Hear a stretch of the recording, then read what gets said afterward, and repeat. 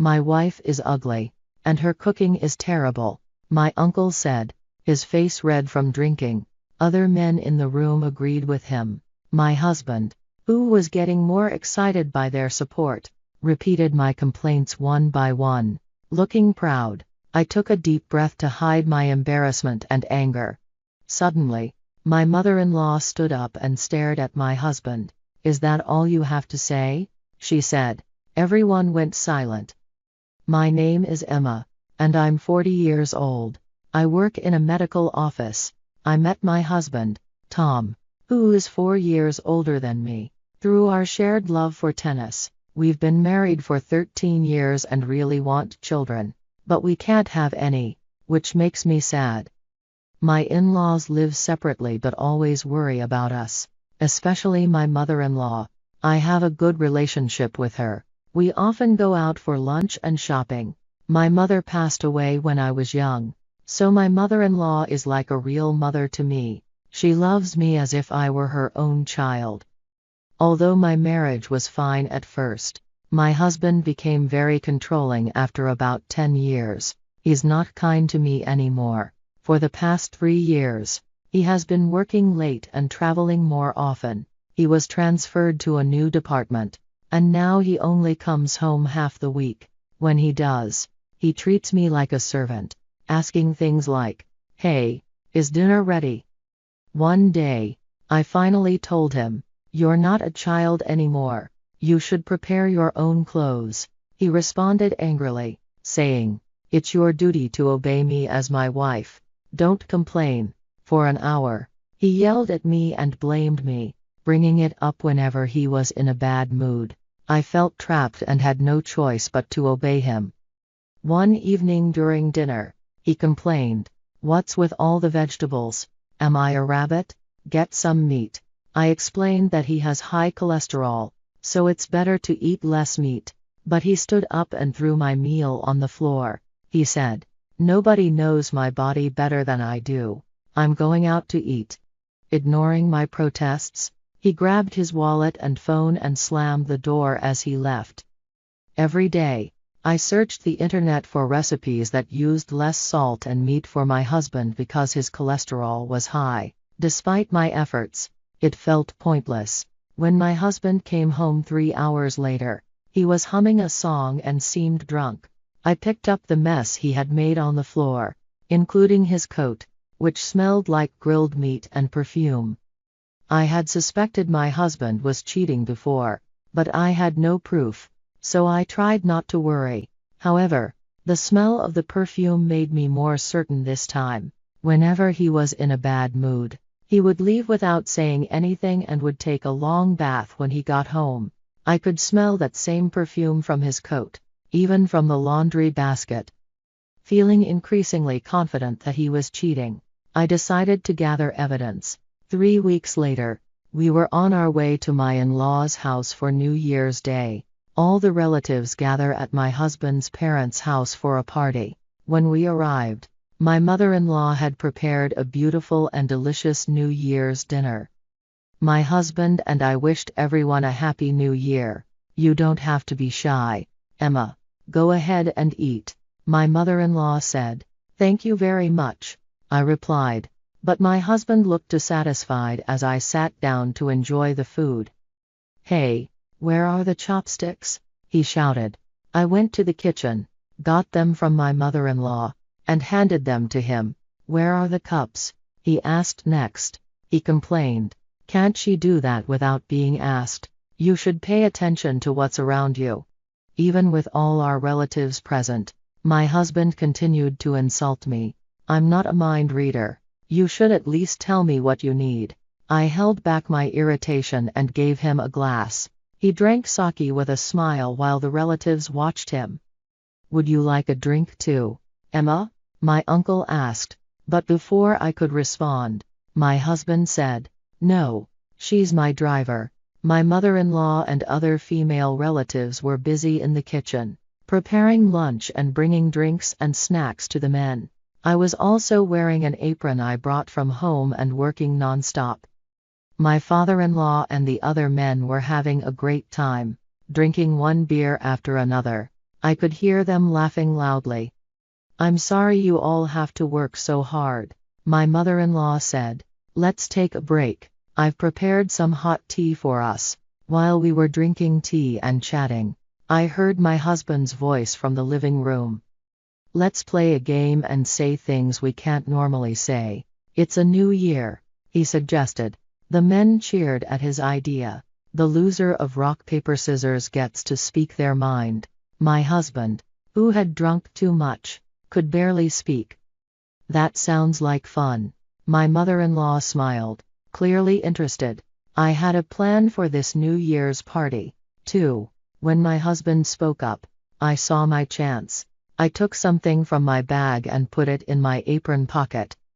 The game of rock paper scissors started, and the losers began to complain about their jobs and salaries. So true, the others agreed. Finally, my husband lost, and it was his turn to voice his complaints. I felt a mix of excitement and nervousness about what he would say. My complaint is that my wife is unattractive and her food tastes bad, he declared. I was shocked and couldn't think straight. My father-in-law awkwardly cleared his throat, saying, "When you got married, you were praising her beauty and cooking skills."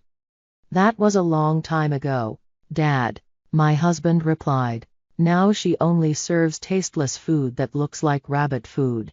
My uncle's face turned serious. "That's terrible. As his wife, she should do better," he added. Other men agreed, but no one knew that I had been trying hard every day to cook for my husband's health.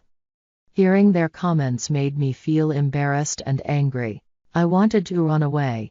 The conversation shifted to other men complaining about their wives. "I work hard, so I deserve a bigger allowance." They told their wives to stop whining and just obey them. My father-in-law smiled, but the women looked down in silence.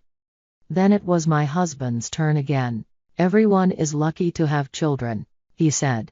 "My wife is defective and can't have kids. He should know how much I wanted children." I never imagined he would insult me like that. Sadness and frustration filled my heart. I took a deep breath to keep from crying. "It will be okay, Emma," my mother-in-law said gently, taking my hand. She sighed deeply, stood up, and approached my husband with a serious expression I had never seen before. "Is that all you have to say?" she yelled. The men were surprised. She usually seemed kind and obedient. The lively atmosphere in the room suddenly turned quiet. "Hey, we're all having a good time," my father-in-law said to my mother-in-law. "There's no need to be angry." "Are you kidding? You guys are the only ones enjoying yourselves. You should stop them. Shame on you, defective woman," my mother-in-law shot back. "Yes, that's right," my father-in-law replied, looking troubled. "Can't you see that we have things to say, too?" The women, who had been silently nodding, suddenly burst into applause. "Don't be afraid to speak up. Say what you want, and it will feel better," my mother-in-law encouraged. Her words inspired the women to share their true feelings. One after another, they voiced their complaints. "If you want a bigger allowance, increase your income," one said. "If you don't want us to complain, do things yourself," another added. "I'd rather have you help me." As the wives made clear complaints, the men were left speechless and began to apologize. But my husband remained cold and uninterested. "What's wrong with telling the truth? Why should I apologize?" he said defiantly. His question was met with awkward glances from the other men. "I will not apologize," he insisted. "I have an unattractive wife, a bad cook, and a defective woman who can't have children." My husband kept humiliating me, pointing fingers in my direction. The sadness and frustration I had been holding back turned into uncontrollable rage. "You have no right to say that to me," I said calmly as I approached him, secretly controlling my cell phone that I had hidden in my apron pocket. "It's not fair that you get to relieve your stress while I can't. You have complaints about me, right? Well, I'd love to share mine too." I pulled out an envelope from my pocket and spread the photos inside on the table for everyone to see. The pictures showed my husband entering a hotel room with a woman and another photo of him leaving her apartment, holding her hand.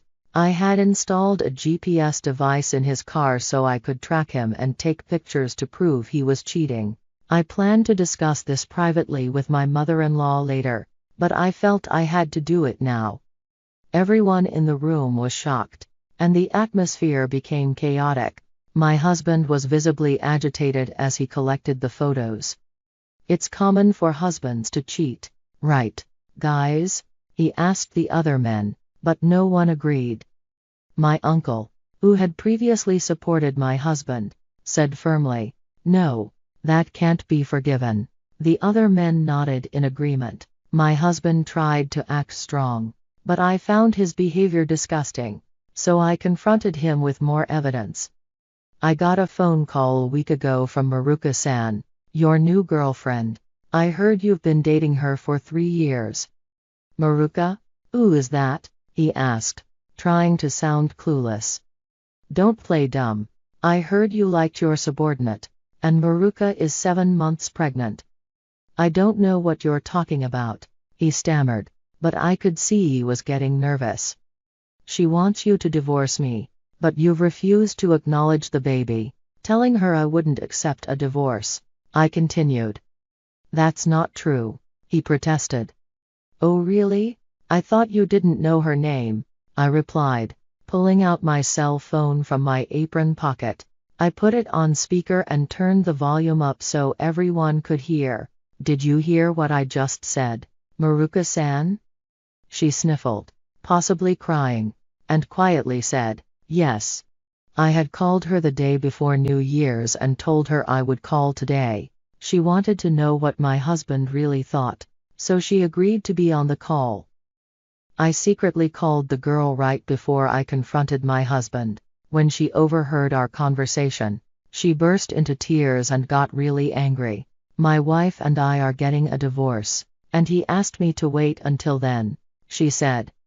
"I never said that," my husband replied. "You, as my wife, should understand, right? Why would I? You're the only one who betrayed me," I shot back. Hearing this, he looked down and fell silent. "I will never forgive you," the girl said before hanging up. She believed my husband's lies. "Here are the divorce papers. Sign them right now," I demanded, but he became furious. "Don't be ridiculous. I can't just write this down immediately. How dare you?" he yelled. "After all this, I'll make you pay me 2 million yen in alimony." "No, I'm never going to divorce you. I don't have that much money." He began stamping his feet like a child, and I almost laughed at his childishness. But I continued to push for the divorce and alimony. "Tom, you're not a little kid. Shame on you." My mother-in-law looked frustrated by his childish behavior and scolded him. "You have no right to refuse the divorce or the alimony. Accept reality with dignity." "It's not that easy, Mom," he whined. "Dad, you can't blame me for what you did." Finally, he reluctantly signed the divorce papers and agreed to pay alimony, holding back tears. I had planned to reveal my husband's affair during this gathering, and I pushed him even harder. "I terminated our lease at the end of this month because you don't need 2 homes to return to, right?" When I said this, the women applauded, and the men sighed deeply. My husband left my in-laws' house, almost running away from everyone's attention. The following day, we submitted the divorce papers to the city office, and I moved into a rental apartment I had already signed a contract for. I also requested 1.5 million yen in alimony from my ex-husband's unfaithful partner. It was a devastating blow for her since she had resigned from her job after becoming pregnant, but I couldn't forgive her. After our divorce, my ex-husband tried to rely on the girl. As soon as his apartment was terminated, he immediately wrote the child recognition papers, but eventually, she dumped him and demanded 1.5 million yen per month in child support. Additionally, My ex-husband resigned from his job after the affair became public, making it difficult for him to stay at the company. His parents abandoned him, and he couldn't find a new job. He ended up sleeping in an internet cafe and working part-time jobs to pay the alimony. My ex-mother-in-law, Susan, informed me that my ex-husband's cholesterol levels had gone up, and he was harming his body. He had been living a self-indulgent lifestyle since the divorce. On the other hand, Susan and I became friends after the divorce and grew even closer than when I was married to Tom. Now, I am content living a peaceful life while enjoying my solitude.